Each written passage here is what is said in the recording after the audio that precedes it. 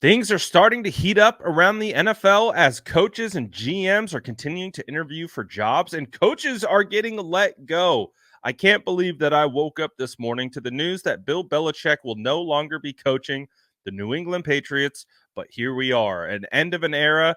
It's crazy. Mike Vrabel no longer coaching for the Titans. There's been a couple surprise let goes from the head coaching position, but that's where Steve Wilks comes into play. And we are going to be talking about Adam Peters as well, but let's talk about Steve Wilks first. So, as we know, Steve Wilks has been requested from the Chargers to interview for their vacant head coaching position. But it was just reported today that Steve Wilks has also been requested by the Atlanta Falcons to interview for their vacant head coaching position. So, that's two that Steve Wilks has formally been requested. Now, we heard from Kyle Shanahan earlier in the week about how teams have been calling and just kind of gauging interest and things of that nature, but we have two formal requests. And I think it's time to kind of brace for the potential that Steve Wilks could be a head coach somewhere, because when you look across the league, like I said, we've had a couple head coach openings that we weren't anticipating. So the pool of head coaches that need to be hired, I mean, we just had Pete Carroll let go up north. I wasn't expecting that. Then you have, of course, Bill Belichick this morning is absolutely crazy, to be honest, with some of these moves that are being made. But that makes his name go higher and higher in regards to being a potential candidate. So I think we really have to be on the lookout that Steve Wilks could be hired as a head coach in this cycle. And I think there's a natural connection with Atlanta as well, because don't forget, he coached in that division. So they know who Steve Wilks is over there in Atlanta. They have firsthand experience. And as we know from Steve Wilks, he's brought a couple Atlanta players over here. I mean, Isaiah Oliver is one of them. He's brought some guys in for workouts from over there. So we've seen this Atlanta connection, so that might actually have some legs, and especially if Atlanta has a really hard time attracting a top candidate, because you have some high profile jobs open like Seattle, like the Chargers job, like the Patriots job, like the Titans job. Like, there might be a real opportunity here for Steve Wilks to land. So it is going to be fascinating to see if we lose another defensive coordinator this year to a head coaching job. But as we know, there is additional news regarding Adam Peters.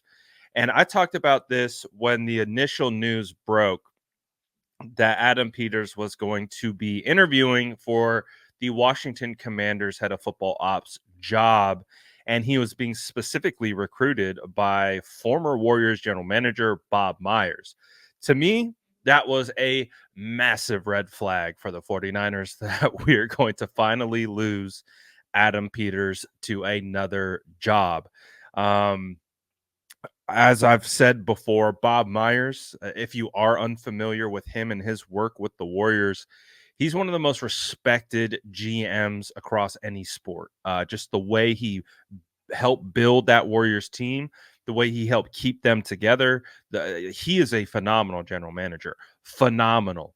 And he has a ton of respect here in the Bay and has a relationship with Adam Peters because, as we've discussed, John Lynch even credited at Bob Myers as a guy that he could lean on during Nick Bosa contract negotiations and kind of kept John Lynch sane. Like, so you have Bob Myers advising John Lynch, Adam Peters, and all these guys throughout the situation. So that was my first red flag of like, oh boy, that's not a good sign for us, because like I said, there's a natural link and a connection.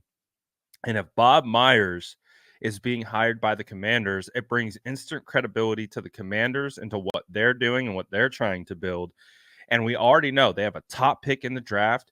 They have a new ownership group who's probably going to be very committed to rebuilding and resetting the culture, which is a perfect situation for a general manager like Adam Peters. I've talked about it. The Washington Commanders job, I think, is the most attractive job in the NFL for a general manager, because you're going to get your franchise quarterback.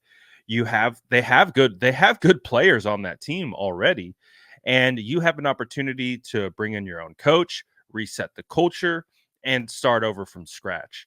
And so that's why I think we're finally going to lose Adam Peters. He's flirted these last couple years, going in and interviewing or declining interviews even last year.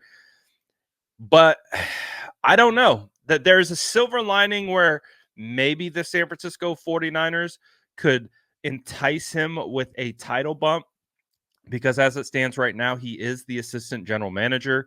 And right now, John Lynch holds two titles. He's the president of football operations, and then he is also the general manager. So if he relinquished the general manager title, theoretically, Adam Peters could pop into a general manager title role, but he would still kind of be under John Lynch. Whereas I think if Adam Peters goes to the Washington Commanders, he's got full control over basically roster building, scouting, pro personnel, all of it.